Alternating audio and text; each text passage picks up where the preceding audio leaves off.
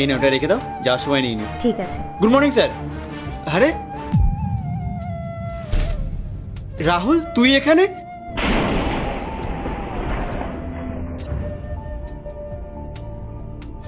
গোপাল ভাই, তুই কেমন আছিস ভাই? আমি তো ভালোই আছি। তুই এখানে সিকিউরিটি গার্ডের কাজ করিস? হ্যাঁ রে, কিন্তু তুই এখানে কি করছিস? আর তোকে তো পুরো সাহেবের মতো লাগছে রে। গোপাল, আমি এই কোম্পানির ওনার। তুই এই কোম্পানির ওনার? কই, আমি তো তোকে আগে কখনো দেখিনি এখানে। আমি আমার সব কাজ অনলাইনেই করি। আমার আরো 4-5টা ব্রাঞ্চ আছে। এখানকার সব দেখাশোনা ম্যানেজারই করে।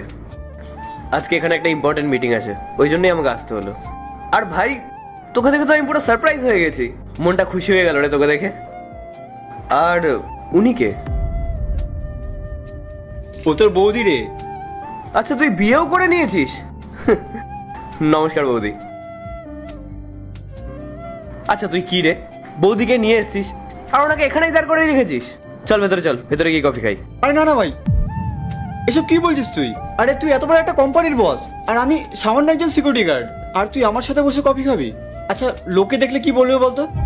তোকে নিয়ে তো সবাই হাসাহাসি করবে রে, আর তোর মান সম্মান সব ধুলো মিশে যাবে। আচ্ছা, তোর যদি কফি খেতেই হয় তাহলে বাইরে গিয়ে কোথাও খাবো। তুই কত উন্নতি করেছিস জীবনে, আর এই স্যুট বুটে কিন্তু খুব সুন্দর লাগছে তোকে। আমি জানতাম আমার বন্ধু একদিন জীবনে অনেক বড় মানুষ হবে, আর আজ আমি সেটা নিজের চোখে দেখছি। অনেক উন্নতি কর জীবনে। গোপাল, তুই সিকিউরিটি গার্ড হওয়ার আগে আমার বন্ধু। চল ভেতরে চল। আরে না বলছি তো। এই শোন আমার কথা, তুই যা আগে গিয়ে তোর মিটিংটা কমপ্লিট করে নে, তারপর আমরা বাইরে কোথাও কফি খাবো। আচ্ছা ঠিক আছে, আমি মিটিংটা কমপ্লিট করে আসি, তারপর বাইরে একসাথে গিয়ে কফি খাবো, ঠিক আছে? রাহুল শোন,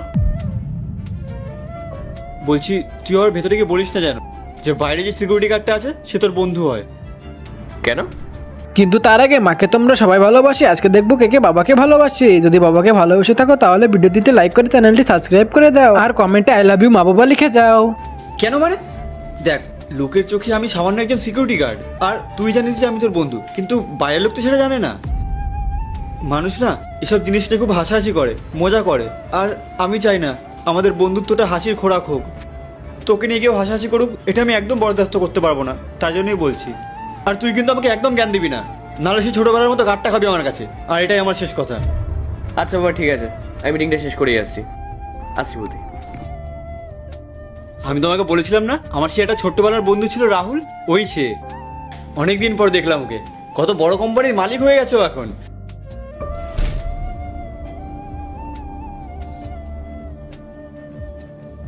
চাবি?